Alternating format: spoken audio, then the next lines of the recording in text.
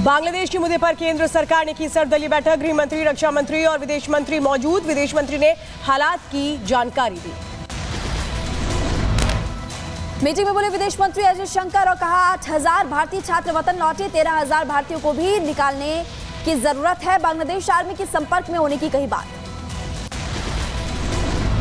बांग्लादेश के मुद्दे पर सभी दल के एक साथ होने पर विदेश मंत्री ने विपक्ष का जताया आभार। कहा सरकार का समर्थन करने के लिए धन्यवाद। बांग्लादेश मामले पर बोलेंगे विदेश मंत्री डॉक्टर अजय शंकर। लोकसभा में 3:30 बजे अपना बयान देंगे जयशंकर। गाजियाबाद में इंडियन एयरबेस पर हलचल तेज। मौके पर पहुंची 2 वीवीआईपी गाड़ियां। बड़ी संख्या में यूपी पुलिस के अधिकारी भी पहुंचे। बांग्लादेश में तख्तापलट के बाद विपक्षी नेता खालिदा जिया की रिहाई का आदेश और बांग्लादेश के राष्ट्रपति ने खालिदा जिया की रिहाई का आदेश दिया। बांग्लादेश में मोहम्मद यूनुस को अंतरिम प्रधानमंत्री बनाने की मांग। छात्र नेता नाहिद इस्लाम का बयान। कहा जिम्मेदारी लेने को तैयार है मोहम्मद यूनुस। नोबेल पुरस्कार विजेता है मोहम्मद यूनुस। बांग्लादेश में तख्तापलट के बाद टारगेट पर हिंदू कट्टरपंथियों ने हिंदुओं को गांव से निकाला, जमकर बवाल। बांग्लादेश में मुस्लिम समुदाय ने हिंदू गांव पर किया हमला। घरों को घेरकर हिंदुओं को गांव से बाहर निकाला। वीडियो आया सामने। बांग्लादेश पीएम हाउस में प्रदर्शनकारियों ने रसोई घर में तोड़फोड़ की और रसोई घर में तोड़फोड़ खाना खाते वीडियो सामने आया। बांग्लादेश में ढाकेश्वरी हिंदू मंदिर की निगरानी में छात्र। पूरे देश में छात्रों ने हिंदू और अल्पसंख्यक समुदाय की पूजा स्थलों की सुरक्षा के लिए निगरानी की। बांग्लादेश की एक और जेल पर दंगाइयों का हमला और सतखीरा में जेल पर दंगाई भीड़ का हमला। हमले के बाद करीब 600 कैदी फरार हो गए।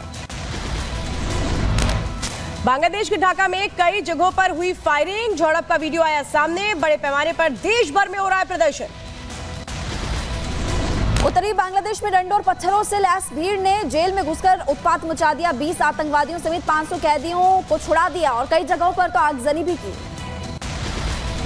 बांग्लादेश में उपद्रवियों ने कई पुलिस स्टेशन पर हमला कर दिया। जमकर की तोड़फोड़ और आगजनी। पुलिस स्टेशनों से हथियार, गोलियां और अन्य सामग्री लूटी।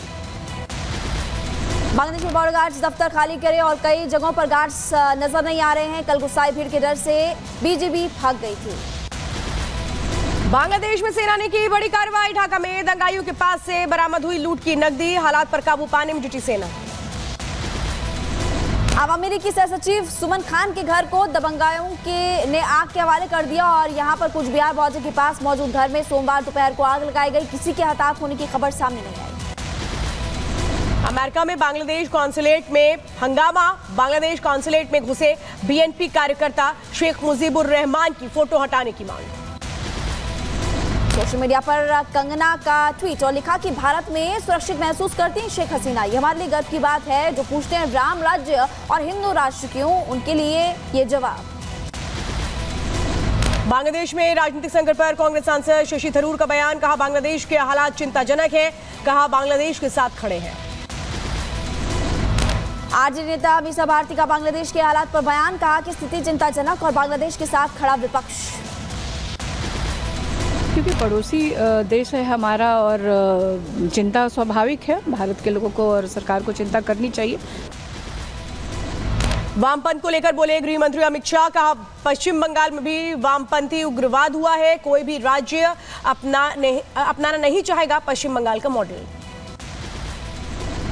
मैं मानता हूं कि देश का कोई राज्य नहीं चाहेगा कि पश्चिम बंगाल का मॉडल वहां अपनाया जाए।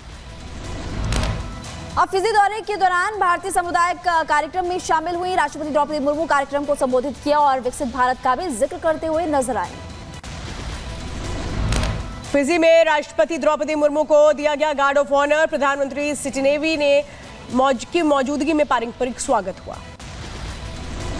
फिजी में राष्ट्रपति द्रौपदी मुर्मू को सर्वोच्च सम्मान से सम्मानित किया गया और सीएम योगी ने ट्वीट करते हुए खुशी भी जाहिर की और कहा कि भारत के लिए गौरव का क्षण। आज महाराष्ट्र के डिप्टी सीएम देवेंद्र फडणवीस से मुलाकात करेंगे मराठा प्रदर्शनकारी। मराठा आरक्षण को लेकर के प्रदर्शनकारी रखेंगे अपना पक्ष।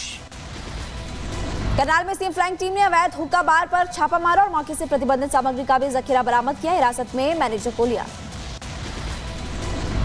नोएडा का एनआईटी इंस्टीट्यूट छात्रों की मारपीट का एक वीडियो यहां से वायरल हो रहा है। मारपीट में लड़कियां भी शामिल थे। मध्य प्रदेश के नर्मदापुरम में पटरी से उतरी मालगाड़ी और सूचना मिलते ही मौके पर पहुंची रेलवे की टीम। रेस्क्यू ऑपरेशन के बाद यातायात सामान्य हुआ। महाराष्ट्र के नासिक में जेल के सामने महिला के साथ लूटपाट। सड़क किनारे खड़ी महिला की चेन लूटकर फरार हुए बाइक सवार। पुलिस कर रही आरोपियों की तलाश। यूपी के रायबरेली में मोबाइल चोरी की घटना कैमरे में कैद हो गई। शिकायत मिलने के बाद पुलिस ने इस पूरे मामले को लेकर जांच पड़ताल शुरू की। बुलंदशहर में पुलिस ने निर्दोष युवक के कार में तमंचा रखकर बनाया अपराधी। मामले में एसएचओ, दरोगा सहित 4 पुलिसकर्मी सस्पेंड। बुलंदशहर की शिकारपुर कोतवाली पुलिस की करतूत कैमरे में कैद हो गई। पुलिस ने निर्दोष युवक की कार में खुद तमंचा रखा और युवक को अवैध तमंचा रखने के जुर्म में जेल भेज दिया। वीडियो वायरल होने के बाद एसएसपी ने इस पूरे मामले पर संज्ञान लिया। यूपी के झांसी में दिल दहला देने वाली घटना आई सामने। सन की बेटे ने मां बाप और भाई को कुल्हाड़ी से किया लहूलुहान, फिर कुएं में कूद कर दी जान। यूपी के मुजफ्फरनगर में दबंगों ने घर में घुसकर फायरिंग की। तोड़फोड़ की। तमंचे और लाठी डंडों के साथ कैमरे में तस्वीरें कैद हो गई। पुलिस इस पूरे मामले को लेकर जांच पड़ताल में जुटी। शामली में हरिद्वार से लौटे श्रद्धालुओं को नॉनवेज परोसने पर हंगामा। पुलिस ने आरोपी दुकानदार तनवीर को गिरफ्तार किया। दिल्ली के जौनपुर इलाके में कई टेंट गोदामों में लग गई भयंकर आग। गोदामों से सटी पार्किंग में खड़ी कारें आग की चपेट में आ गई। आग पर काबू पाने में करीब 10 फायर ब्रिगेड की टीम पहुंची जौनपुर और दिल्ली। वाराणसी में भरभरा कर गिरे 2 मकान। मलबे में दबे 8 लोगों का रेस्क्यू किया गया। लोगों को सुरक्षित बाहर निकाला गया। वाराणसी में 2 मकान गिरने के बाद रेस्क्यू ऑपरेशन जारी। मौके पर एनडीआरएफ की टीम मौजूद। घायलों को अस्पताल पहुंचाया जा रहा। वाराणसी में हुए हादसे पर सीएम योगी ने लिया संज्ञान। जिला प्रशासन को दिए उचित निर्देश। घायलों के बेहतर इलाज कराने की कही बात। लुधियाना में पेड़ से टकराई बस और हादसे में एक बच्ची की मौत हो गई। 3 लोग गंभीर रूप से घायल। रायबरेली में पटाखा फैक्ट्री में विस्फोट। धमाके में 14 साल के लड़के की मौत, जबकि 2 लोगों के जख्मी होने की जानकारी। यूपी के बांदा में तेज रफ्तार बस ने बाइक सवार को मारी टक्कर। हादसे में बाइक सवार 2 युवकों की मौत हो गई और एक की हालत गंभीर बताई जा रही है। वायनाड में रेस्क्यू ऑपरेशन का 8वां दिन। हेलीकॉप्टर के जरिए उतरकर कमांडो करेंगे रेस्क्यू। अब तक 308 लोगों की हो चुकी है मौत। जम्मू कश्मीर के सुरनकोट में भारी बारिश के बाद तबाही का आलम। घरों दुकानों में पानी घुस गया। कई घर बुरी तरह से तबाह हो गए। राजस्थान के अजमेर में बरसे बादल। भारी बारिश की वजह से कई जगहों पर जल जमाव की समस्या। लोगों को करना पड़ रहा है परेशानियों का सामना। एमपी में लगातार बारिश ने लोगों की मुश्किलों को बढ़ा दिया और परियोजना बरगी बांध का जो जलस्तर है वो काफी ज्यादा बढ़ गया। अलर्ट मोड पर प्रशासन। रेस्क्यू अभियान पर सीएम पुष्कर सिंह धामी का बयान। कहा केदारनाथ बचाव अभियान लगभग पूरा। अगले 7 दिनों में पैदल यात्रा मार्ग को बहाल करने की कोशिश। उत्तराखंड के सीएम पुष्कर सिंह धामी आज सोनप्रयाग का दौरा करेंगे और केदारनाथ घाटी के भी जो आपदा प्रभावित अधिकारी उनके साथ ब्रीफिंग करते हुए नजर आएंगे। वायुसेना ने केदारनाथ घाटी से 17 एनडीआरएफ 201 लोगों को सुरक्षित निकाला गया। एनडीआरएफ की टीम की ओर से एक कदम उठाया गया। केदारनाथ घाटी में अब तक 11,775 लोगों का रेस्क्यू। हिमाचल प्रदेश के 10 जिलों में आज भी भारी बारिश की संभावना जताई गई है। मौसम विभाग ने बिजली गिरने का येलो अलर्ट भी जारी किया।